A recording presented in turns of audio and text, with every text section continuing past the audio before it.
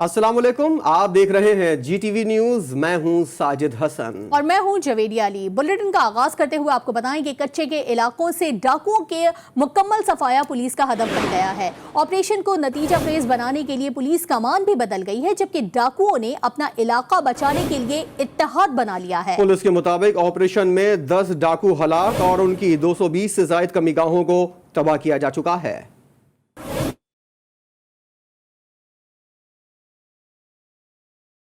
डाकुओं के खिलाफ कच्चे में भरपूर ऑपरेशन। डाकुओं और पुलिस की लड़ाई में शिद्दत आ गई। ऑपरेशन के छठे दिन शिकारपुर और कश्मीर में पुलिस कमांडोज ने अगले मोर्चे संभाल लिए। 200 ताजा दम कमांडोज समेत 4 अजला के 2000 से ज्यादा पुलिस एहलकार ऑपरेशन में हिस्सा ले रहे हैं। पुलिस से टकराने के लिए डाकुओं का इत्तेहाद बन गया। कच्चे में दहशत की अलामत जतोई, सब्जोई और तेगानी डाकुओं के ग्रुप मुत्तहद हो गए। जराये के मुताबिक डाकुओं के ग्रोह रॉकेट लॉन्चर, एंटी एयरक्राफ्ट गनों समेत जदीद असलहा इस्तेमाल कर रहे हैं। DIG लाड़काना नासिर आफ्ताब और SSP शिकारपुर अमीर सऊद मगसी से ऑपरेशन की कमान वापस ले ली गई। कमान शहीद बेनजीराबाद से मजहर नवाज शेख और तनवीर अहमद तनियों के हवाले कर दी गई है। SP सिटी सैयद फाजिल शाह के मुताबिक डाकुओं के 220 से जायद ठिकाने तबाह और 10 मगवियों को बाजियाब करा लिया गया है।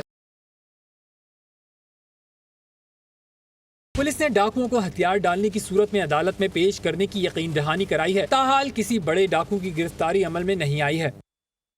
विफाक़ी वज़ीर दाखिला शेख रशीद अहमद और वज़ीर आला सिंध मुराद अली शाह की अहम मुलाकात हुई है। इस मुलाकात में वज़ीर आला मुराद अली शाह ने कहा कि जंगल में जराइम पेशा अफराद का डेरा है। बख्तरबंद गाड़ियाँ खराब होने के बायस डाकुओं ने हमला किया। हमले में 2 पुलिस एहलकार शहीद हो गए हैं, जबकि कुछ हसास साजो सामान भी चाहिए। वजीर दाखिला शेख रशीद का कहना था कि किसी भी चीज की जरूरत पड़े तो वजारत दाखिला मुहैया करेगी। रेंजर्स हाजिर है, जब चाहे सिंध हुकूमत ऑपरेशन में खदमात ले सकती है। डाकुओं की शामत आ गई। वजीर दाखिला शेख रशीद अहमद ने बड़ा ऐलान कर दिया। वो कहते हैं कि सूबा और मरकज मिलकर डाकुओं से निपटेगा। कच्चे के इलाके में डाकुओं के खात्मे के लिए सिंध पुलिस को जिस तरह के असले की जरूरत होगी फराहम किया जाएगा। सिंध हुकूमत की सौबदीद है, जहां चाहे रेंजर्स को इस्तेमाल करे। कराची में कोई ऑपरेशन नहीं हो रहा। गवर्नर राज लगाना चाहते हैं और ना ही मरकज सिंध में मुदाखलत करना चाहता है।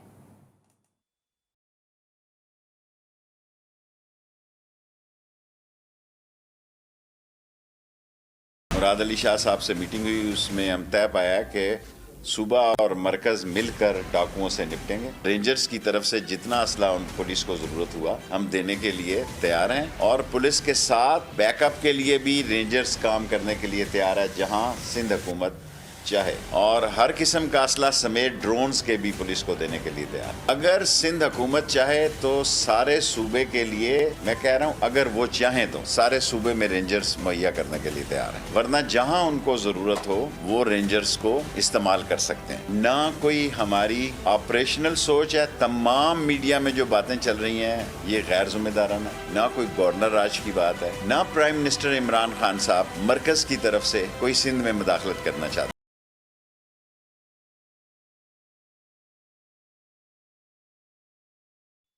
डेरा गाजी खान में कई सालों से फोर्सेस पर हमले, अगवा, कत्ल, इक़दाम कत्ल और दहशतगर्दी में मुलव्वस लादी गैंग के खिलाफ ऑपरेशन का आगाज कर दिया गया। ताहाल कोई गिरफ्तारी अमल में नहीं आई है, जबकि डाकुओं ने एक मुखवी को रिहा कर दिया है।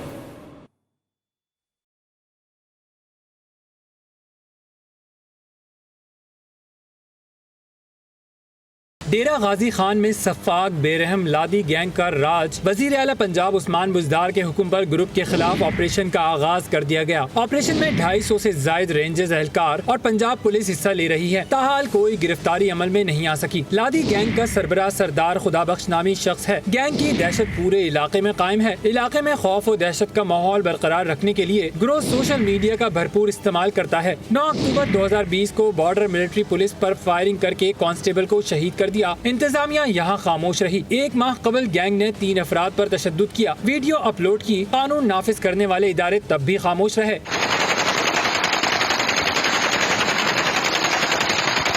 सोशल मीडिया का यही इस्तेमाल ताज़ा ऑपरेशन का सबब बना। जराये के मुताबिक एक वडेरे ने कारिंदों को गैंग के सरबराह के कत्ल के लिए 20 लाख रुपए दिए, मगर मुखबरी हो गई। गैंग ने तीनों को अगवा करके एक के हाथ, कान और नाक काट दी, दूसरे को गोली से निशाना बनाया, तीसरे को छोड़ दिया।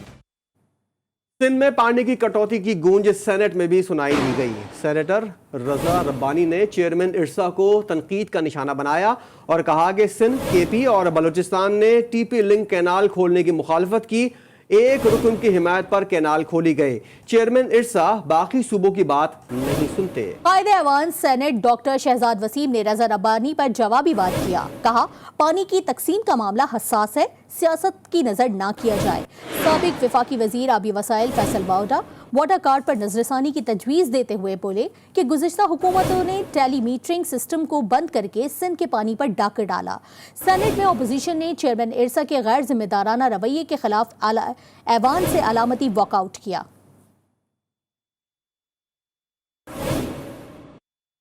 और पानी के मसले पर सूबों की कशीदगी कम करवाने के लिए वज़ीर-ए-आज़म इमरान खान खुद मैदान में आ गए हैं। मुल्क में पानी की कमी और सिंध की शिकायत पर वज़ीर-ए-आज़म इमरान खान ने कल अहम इजलास तलब कर लिया।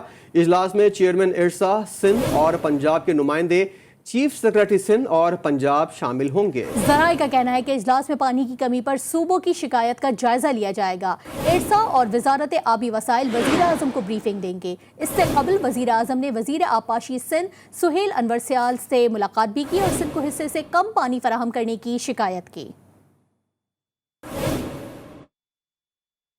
सिंध के साथ मुसलसल ज्यादती हो रही है। हम चाहते हैं कि सिंध को इसके हिस्से का पानी दिया जाए। वजीर आबपाशी सिंध सुहेल अनवर सयाल ने मुतालबा कर दिया। इस्लामाबाद में प्रेस कॉन्फ्रेंस करते हुए कहा कि गुड्डू बैराज पर सिंध के हिस्से का पानी नहीं पहुंचाया जा रहा। चेयरमैन इरसा पीटीआई काबीना के फैसले के खिलाफ बैठे हैं। मामले से मुतालिक चेयरमैन पीपल्स पार्टी और वजीर आला सिंध को रिपोर्ट पेश करूंगा। सिंध के साथ कंटिन्यूसली ज्यादती हो रही है। सिंध नहीं चाहता, चेयरमैन बिलावल भुट्टो जरदारी साहब नहीं चाहते कि हमें पंजाब के हिस्से का, हमें बलूचिस्तान के हिस्से का, हमें केपी के हिस्से का पानी दे। हमें सिंध को अपने हिस्से का पानी चाहिए। जो सिंध का पानी है वो तो आप पहुंचा दें। सिंध का पानी आप पहुंचा नहीं पा रहे हैं। आप जा रहे हैं थर्ड जो लास्ट बैराज है उसको चेक करने। मैं कह रहा हूं भले तीनों बैराज आप चेक करें, लेकिन जो सिंध के हिस्से का पानी है आप बिराए मेहरबानी वो पहुंचा दें। मुल्क में पानी की तकसीम का जिम्मेदार इदारा इरसा छोटे सूबों के तहफ़्फ़ुज़ात दूर न कर सका। सिंध और पंजाब के दरमियान पानी का तनाज़ा एक बार फिर शिद्दत इख्तियार करने लगा। हर साल पानी पर झगड़ा इरसा की कारकर्दगी पर सवालिया निशान है।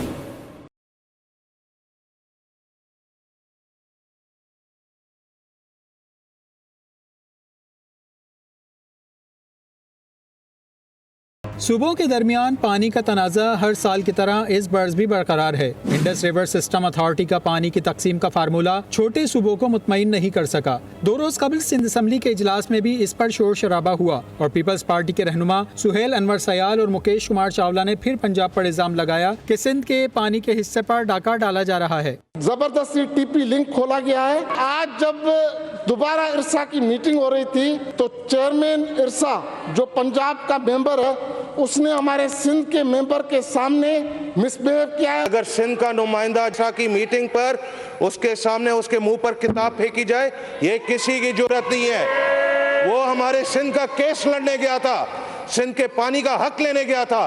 पाकिस्तान पीपल्स पार्टी के चेयरमैन बिलावल भुट्टो जरदारी ने गुज़िश्ता रोज पदीन में सहाफ़ियों से गुफ्तगू करते हुए कहा था कि पानी के मामले पर पाकिस्तान में नाइंसाफ़ी की जा रही है। ज़ेरीन सिंध के इलाकों को ज़राअत के लिए पानी नहीं मिल रहा। आज भी हमारा मुतालबा है कि जो अवाम का कॉम्पनसेशन है, जिससे हम उनको पानी दे सकते हैं, उनको स्कूल्स दे सकते हैं, उनको शहर दे सकते हैं, उनका पैसा है, उनका हक है, वो फिल फौर उनको दिया जाए। इस तमाम सूरत हाल पर वज़ीर आला पंजाब भी खामोश नहीं रहे और बयान दाग दिया कि पानी के हवाले से सिंध हुकूमत का कमज़ोर मौक़िफ़ बिला जवाज़ है। उस्मान बुज़दार ने कहा कि पानी की किल्लत का सामना पूरे पाकिस्तान में है। पानी के मामले पर सियासत चमकाना मुल्की मफाद के खिलाफ है। हर साल गंदम के बाद नई फसल की बुआई के मौके पर पानी का तनाज़ा होना और इसके पायदार हल के लिए इक़दामात का न होना अरसा की कारकर्दगी पर सवालिया निशान है। और अभी एक अच्छी खबर, PSL 6 के बकिया एडिशन से बेयकीनी के बादल छट गए हैं। भारत और जनूबी अफ्रीका के ब्रॉडकास्टर्स को अबू धाबी लैंडिंग की इजाजत मिल गई है। इसी हवाले से बात कर लेते हैं सबा पाशा से। सबा, इस हवाले से आगाह कीजिएगा। जी बिल्कुल, जनूबी अफ्रीका से आने वाली परवाज को यूएई में लैंड की इजाजत मिल गई है। बहुत खुशखबरी है ये पीएसएल फैंस के लिए कि इन परवाजों में ब्रॉडकास्ट क्रू भी शामिल है और भारतीय और जनूबी अफ्रीका शहरियों के अलावा जनूबी अफ्रीका के खिलाड़ी भी शामिल होंगे। साथ ही साथ मैं आपको बताती चलूं कि पाकिस्तान में बाकी रह जाने वाले तमाम अफराद जो है वीजा मिलते ही यहाँ से चार्टर्ड फ्लाइट को खत्मी शक्ल भी दे दी जाएगी, जबकि टूर्नामेंट के शेड्यूल का ऐलान अगले 2 दिन में किया जाएगा। जबकि पीसीबी और फ्रेंचाइज मालिकान के दरमियान जो होने वाला दूसरा ऑनलाइन इजलास था वो भी खत्म हो गया, जिस पर फास्ट बॉलर नसीम शाह को वापस बायोस्कोप बबल में दाखिले की इजाजत मिल गई है। और ये बहुत खुशहाइन बात है कि नसीम शाह को प्री अराइवल कोविड टेस्ट जो है वो उससे भी दोबारा आइसोलेशन में भेजा जाएगा। बाकी तमाम खिलाड़ी जो हैं वो पहली परवाज से रवाना होंगे। सबा पाशा हमें अपडेट कर रही थी, आपका शुक्रिया। वज़ीर ख़ारजा शाह महमूद कुरैशी ने कहा है कि मकबूजा कश्मीर के अवाम भी हक़ ख़ुद इरादियत मांग रहे हैं और कह रहे हैं कि वादी में इंसानी हुकूक की खिलाफ वर्जियाँ हो रही हैं। अक़वाम मुत्तहिदा ने हमसे वादा किया था जो वफ़ा ना हुआ। उनका कहना था कि फ़लस्तीन और कश्मीर दोनों के हवाले से अक़वाम मुत्तहिदा को अपनी जिम्मेदारी अदा करनी चाहिए। What are people in Jammu and Kashmir saying? Palestinians are saying, Security Council, we're on the agenda of the Security Council for over 7 decades. Pay attention. These are international obligations. UN must play that role of responsibility that is due. अक़वाम मुत्तहिदा की general assembly के सदर Vulcan बूस्कर ने कहा है कि जम्मू और कश्मीर की सूरत हाल का बखूबी इल्म है। जनूबी एशिया में अमन का दारोमदार पाक भारत ताल्लुकात पर है। दोनों ममालिक के लिए ज़रूरी है कि मसला कश्मीर का हल तलाश करें। उनका कहना था कि जनरल असम्बली ने फ़लस्तीन की सूरत हाल पर हंगामी इजलास बुलाया। आलमी क़वानीन की खिलाफ वर्जियों के सबब कई मासूम जाने गईं। शाह महमूद कुरैशी ने फ़लस्तीनियों के हुकूक़ के लिए मजबूत मौक़िफ़ अपनाया। पीपल्स पार्टी की पीडीएम में शमूलियत से मुतालिक नून लीग में इख्तिलाफात खुलकर सामने आ गए। नून लीग में बैक वक्त 2 बयानिए चल सकते हैं, किस बयानी का साथ दें किसका नहीं, रहनुमा तज़ब्ज़ुब का शिकार हो गए।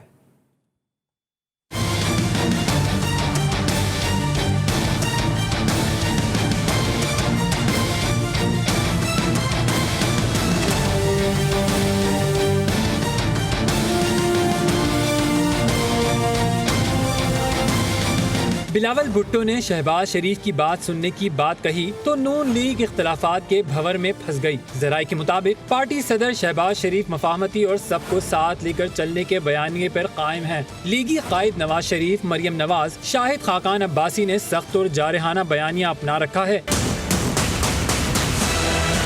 शाहिद खाकान अब्बासी ने उसी मौक़िफ़ को आर्टिकुलेट किया जो PMLN का मौक़िफ़ है, जो मेरा मौक़िफ़ है और जो PDM का मौक़िफ़ है। तो शाहिद खाकान अब्बासी साहब ने बिल्कुल सही बात की।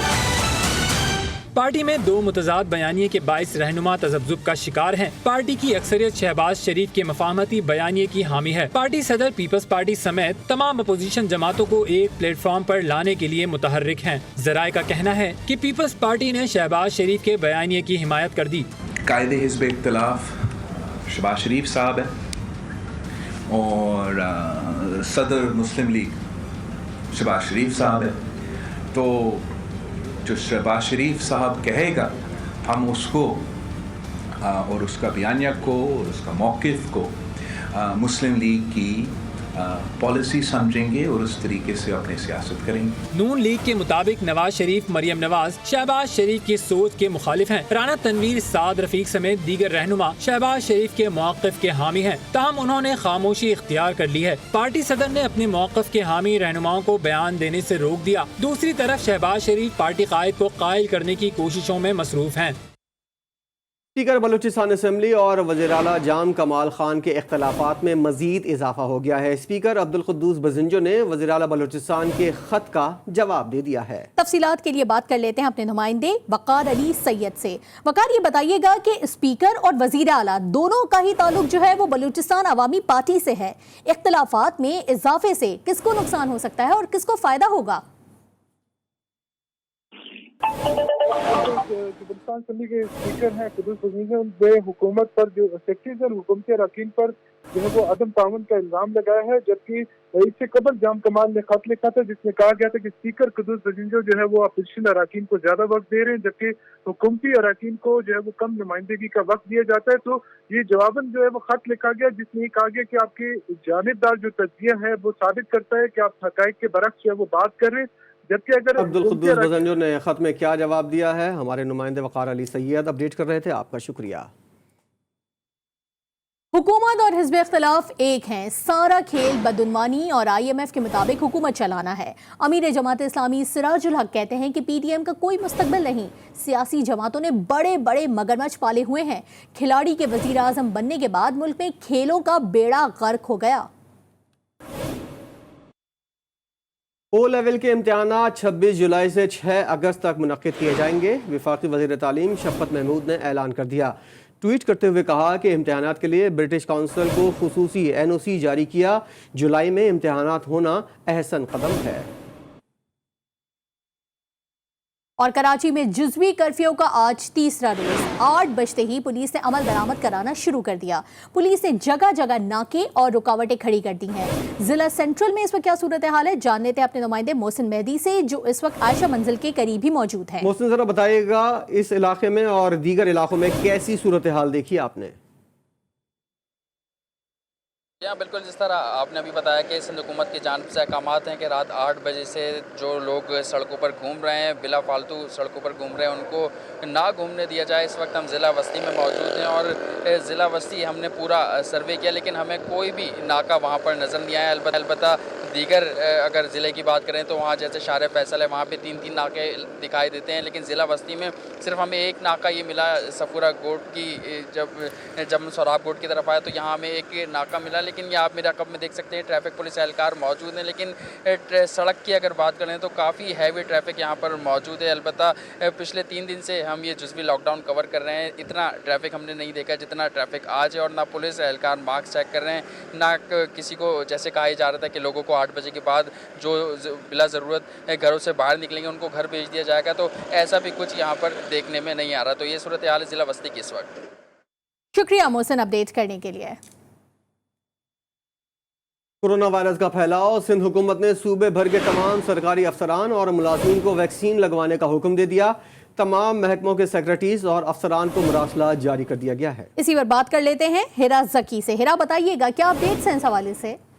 जी हाँ, बिल्कुल। सिंध हुकूमत ने सूबे भर के तमाम सरकारी अफसरान और मुलाजमीन को वैक्सीन लगाने का हुक्म दे दिया है, जिसमें तमाम महकमों के सेक्रेटरीज और अफसरान को मरासला जारी कर दिया है।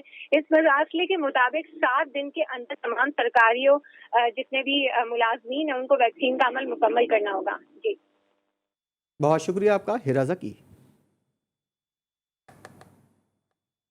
कोरोना वैक्सीन लगाने की जगह पर मकनातीस चिपक जाता है, डोज लेने वाला 2 साल में मौत का शिकार हो जाएगा। ऐसी अफवाहों से मुतालिक जवाब जानिए कराची से अली रजा की इस रिपोर्ट में। दुनिया कोरोना से जंग लड़ने में मसरूफ है और हमारे माशरे में अब ये बहस जोर पकड़ रही है कि वैक्सीन हमारे लिए फायदेमंद है या नुकसानदेह। ये है कराची के कल्ब यानी MA जिना रोड पर वाक़े खालिद जिना हॉल, जहां माजी में मौलाना मोहम्मद अली जौहर को अंग्रेजों ने सजा सुनाई थी। आजकल इस तारीखी इमारत में आम शहरियों को कोरोना वैक्सीन लगाई जा रही है। ये कि वर्ल्ड वाइड आपको पता है कि मेडिकल ये हो रहा है एडवाइजेबल कि आप लगा लें, फिर इतनी तेज़ी से जो कोरोना ये फैल रहा है तो अपनी हिफाजत खुद करनी है। हमारा 9 बजे से लेकर 6 बजे तक चलता रहता है नॉन स्टॉप, ठीक है, पूरी टीम। तो हमारे टोकन्स बढ़ते रहते हैं, तो समझो हम रोज़ाना जो है कि 3000 तो आराम से हो जाते हैं, कहीं नहीं गए, सिर्फ हॉल में। सोशल मीडिया इस वक्त ऐसी वीडियोस और खबरों से भरा है जिसमें लोगों को कोरोना वैक्सीन के नुकसान के बारे में बताया जा रहा है। कोई कहता है वैक्सीन लगाने के बाद मकनातीस जिस्म से चिपक जाता है, तो कोई बाजू पर बल्ब लगाकर इसे जलाता नजर आता है। थोड़ा बहुत तो चिपक रहा है तो फिर।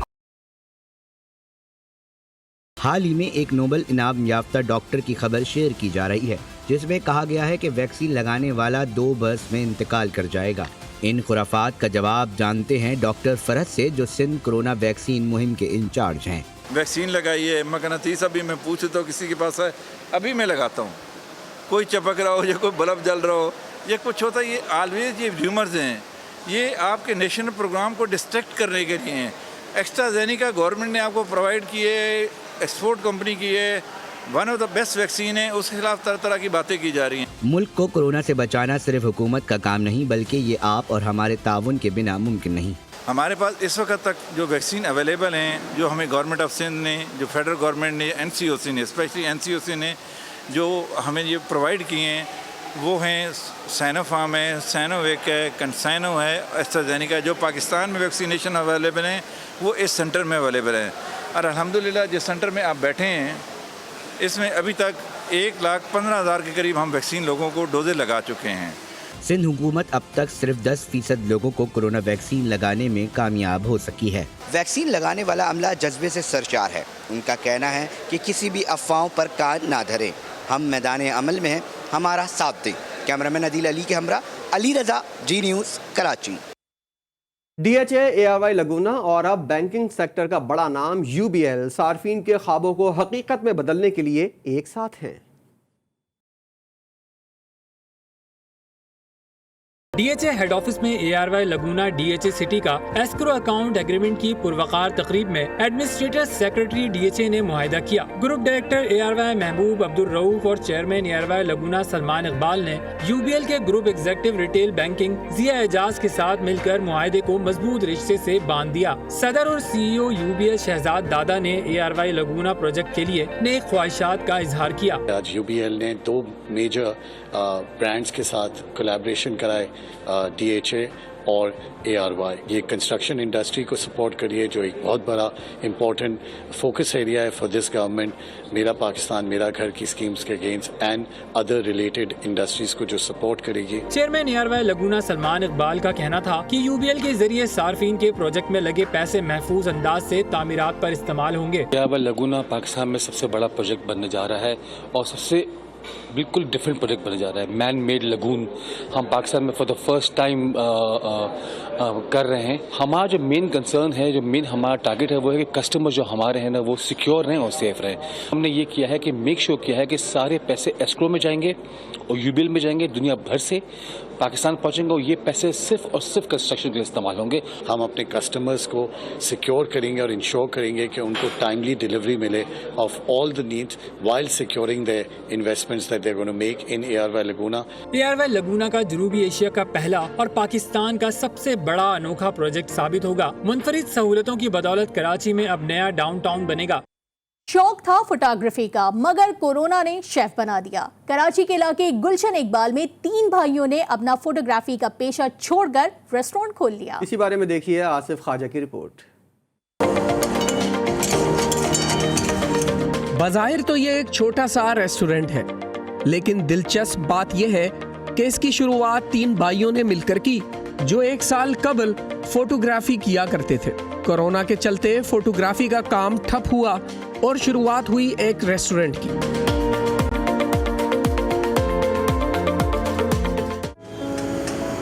तीन फोटोग्राफर जो अब शेफ हैं।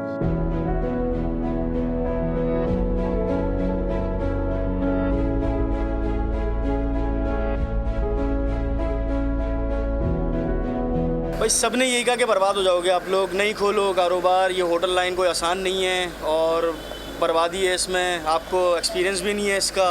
लेकिन मुझे बहुत शौक था खाना बनाने का, मैं तजर्बे करता रहता था घर में, उल्टी सीधी चीज़ें बना के मतलब कुछ भी बना लेता था और अल्हम्दुलिल्लाह सारी चीज़ें बनाना आती है। तो आज वही तजर्बा मेरे काम आ रहा है यहाँ पे। आज वही लोग जो हमें मना करते थे कि भाई ये काम नहीं करो या ये जो हमें कुछ नेगेटिव पॉइंट बताया करते थे, आज वो लोग हमसे पूछते हैं कि भाई रेस्टोरेंट किस तरह चलाया जाए, हमें भी कोई मशवरा दो कि हम भी रेस्टोरेंट खोलें। बेरोजगारी और मुआशी मसाइल जिंदगी का हिस्सा हैं। यह फैसला हमने करना है कि हम मसाइल के हल के लिए कौन सा रास्ता इख्तियार करते हैं। कैमरामैन मोहम्मद रेहान के हमरा आसिफ अली ख्वाजा, जी न्यूज़, कराची। न्यूज़ बुलेटिन से फिलहाल इतना ही। एक ब्रेक के बाद हाजिर होंगे हेडलाइन के साथ। देखते रहिए GTV न्यूज़।